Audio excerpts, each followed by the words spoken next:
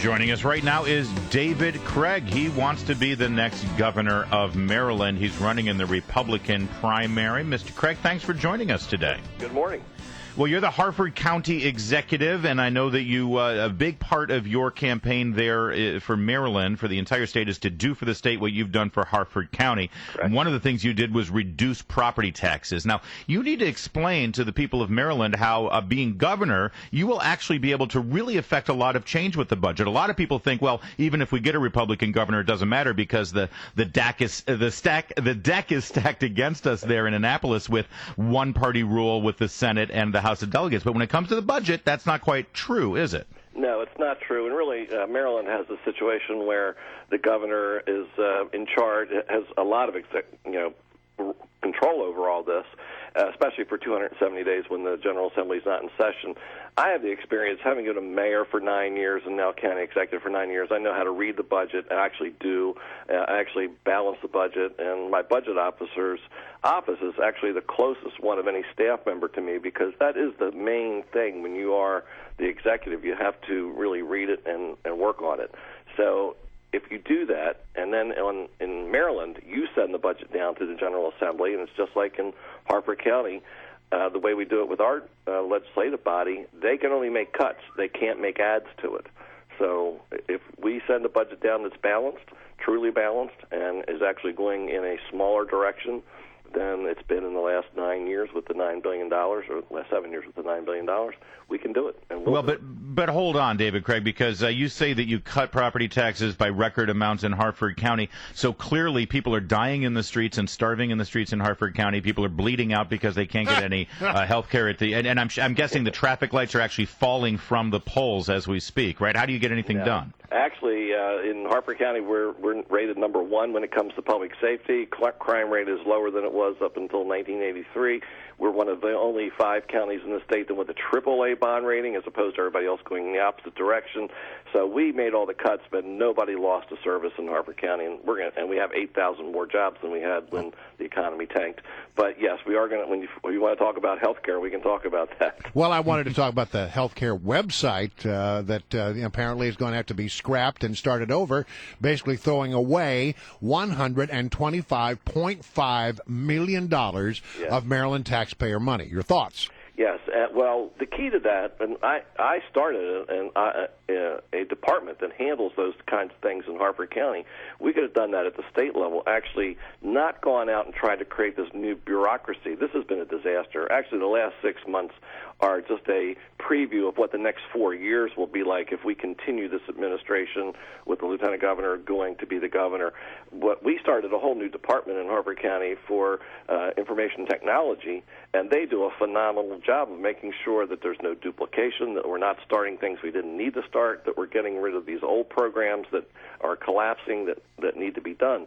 It shouldn't have just been done by having a board of health exchange sit there and do what they're basically told to do. Today they're going to be told to just vote for this new program and let's go to Connecticut and do it. Well, maybe the governor should have gone to Connecticut and worked up there instead of stayed down here to do it. You need a board of people who actually have the experience on what they're going to be reviewing.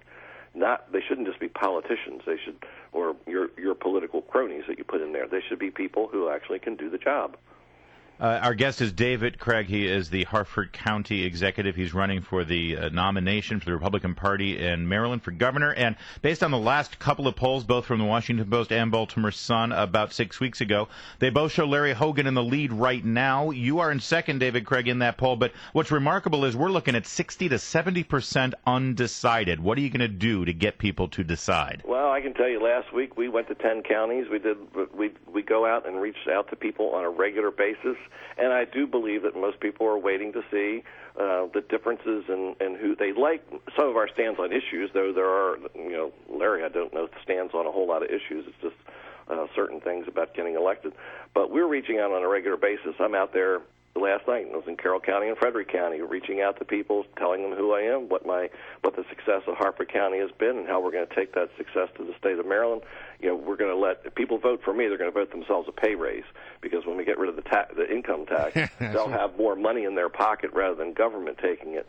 So those are the things that we reach out, tell people, and make sure that that will be done. But how do you make that case? I mean, look, you know the difficulty of being a Republican in the state of Maryland Yes. and running on a statewide level.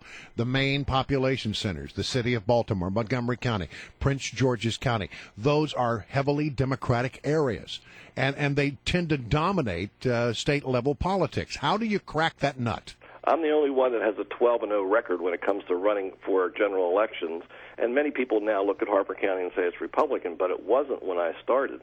And I actually 4 different times when I ran for office as a mayor and a city councilman and a delegate and senator, I beat an incumbent Democrat. We know how to reach out to people, and when I ran for county executive the last time, I got 82% of the vote. None of the other Republican candidates have ever done anything like that. That's because we know, I was a soccer coach for 25 years, we know how to have the groundwork to get things done. When you want to run for office, you have to have a really good game plan, and you have to have a good team of people that are going to be working with you, and you have to have the leader who can get it done. You might have the best players in the world, but if you don't have a good game plan, you're not going to win. You might have the best game plan in the world, but if you don't have good players, you're not going to win. I have experienced that, know how to do it, and as I said, we're 12-0 on general elections. There are many frustrated Marylanders out there. They're frustrated on the taxes that have gone up, and they're leaving the state, and they're Democrats too, and they're independents, and they're not just Republicans, and they're not just in the 3 counties you mentioned. They are all over the state.